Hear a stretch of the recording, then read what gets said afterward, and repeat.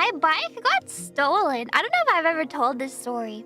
It was my first internship, and I was so excited to have an internship and go to work and try it out.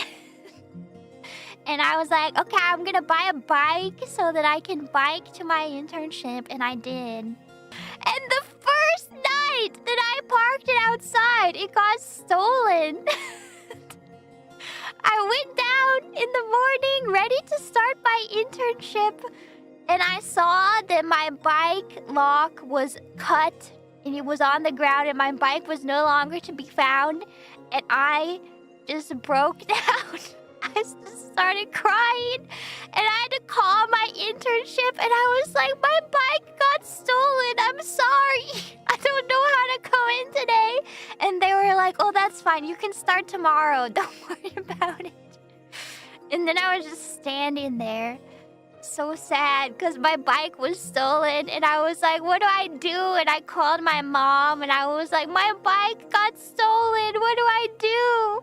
And she was like, okay, you need to call the police.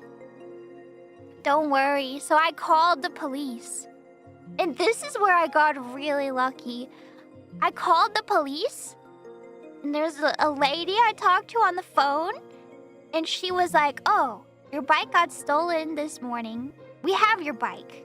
We caught the person in the act of stealing your bike, and we have it. You can come to the station to pick it up. And I was like crying on the phone with her because it was an emotional like 30-minute ride of me being so excited to start my internship, going down, seeing that my bike was stolen, being absolutely crushed, thinking it's so over. I called the police, not expecting anything, and then this lady was she was like so deadpan, like she didn't care about my bike, obviously, because why would she? But I was like, oh my god, thank you so much. This is so amazing that you found my bike. Thank you so much. You've saved my internship. Thank you. And she was just like, yeah, you can come get it whenever. So I did. I went and got my bike. And I felt I was very lucky.